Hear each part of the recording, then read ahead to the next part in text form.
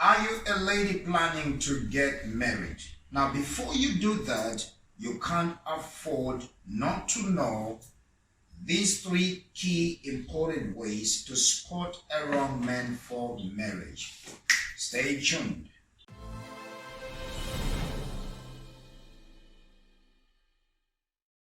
Hello, welcome to my broadcast. I am Simon Bobo, aka Simon Says, where I tell it like it is. I give tips on advice, relationships, finance, and on business. Now, on today's subject, I'm going to be giving you tips if you're a lady planning to get married on the three key important ways you can really spot a wrong man for marriage. Listen, it is better to wait long than to marry wrong. Very, very important. Gone are the days where many people say, oh, love is blind, and then just fall in the euphoria of love. Oh my goodness, I'm just in love with this person. By the time they get married, they realize that the person they fall in love with is almost as close to a devil. Well, let's get into the subject. What are the three key ways to spot a wrong man for marriage? Key number one, a boy pretending to be a man. As a lady, never date a boy pretending to be a man. It's a total disaster. You see, many good ladies have been dating boys. Boys had commitment. Boys don't get married. Marriage is for men. You see, a male can be 40 years old but still behave like a boy. Why? Because manhood is a function of the mind, not age. So the question then is, who is a boy? A boy is a man who is excited about sex but scared about responsibilities. Who is a boy? A boy is anyone whose decisions are controlled, very important, by another man or by surroundings. If he can't make his own decisions, never expect to make a husband out of a weakling. A boy never makes his intentions concerning the relationship known. You see, if you are a lady and you're wise, ask him boldly what his plans are. If he has not genuine plans, please forget everything and move on. To get married, you need a man with a plan, not a boy with a dream. Very important. Now, reason or key way number two to spot a wrong man for marriage. Number two, no relationship with God. Be mindful of a man who does not have a relationship with God, who does not have any desire to build one. He should be avoided unless you do not have a relationship with him yourself. You see, I'm not talking of a Christian relationship.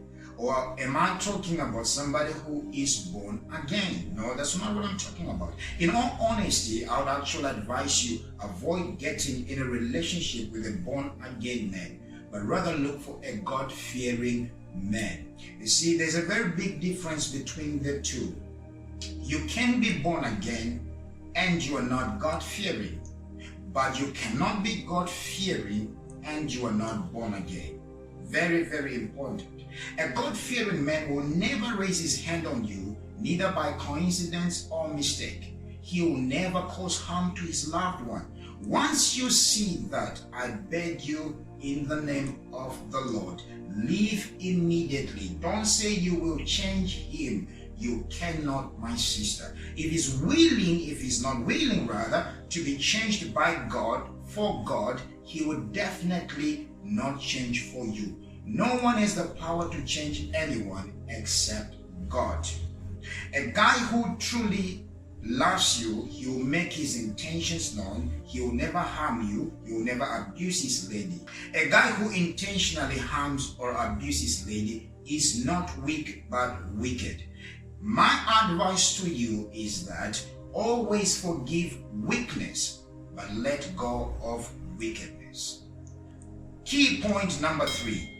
Very, very important point. A man with no vision, no plan, no action. If you happen to get married, always remember you can't help what is not there. Don't be carried away by nice sayings or so many guys come with nice sayings like, I'll be having a nice house, I'll be having a nice car, I'll be having a lot of money. You know, a lot of ladies fall for these things and eventually wake up when it's too late. These things can be there today and tomorrow they are all totally gone. They can vanish like the twinkling of an eye. Secondly, a nice car, a nice house, lots of money does not define a vision. Don't make the mistake to think a guy's car, a guy's money, a guy's property defines vision. They do not define a vision. They may be obtained, all these things, through various means, but they don't depict vision in any sense. Ask for the vision he has for life, family, business, or career.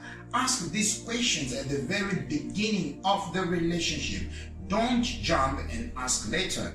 You see, life is short to run like a headless chicken and sticking around a visionless man. Ask him what are his plans for the next 5, 10, or 25 years for himself, his family, or his career, and check if it aligns with what you stand for.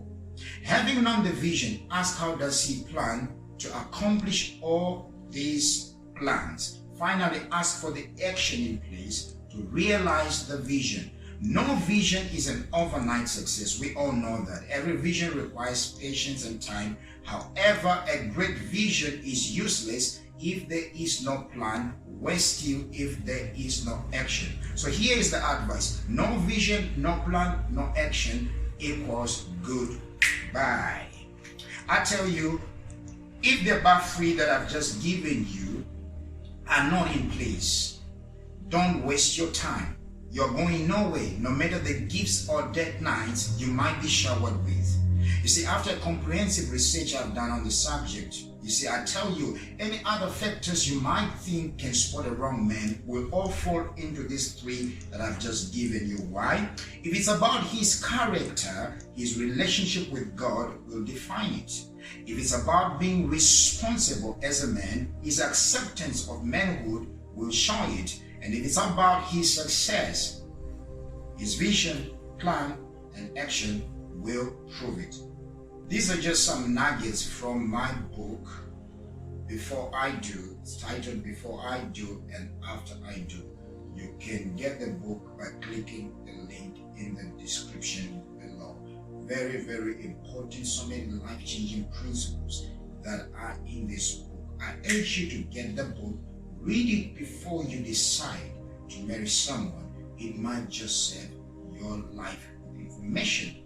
Very imperative for your success. Do me a favor, friend, wherever you are, wherever you're watching from, I appreciate your time.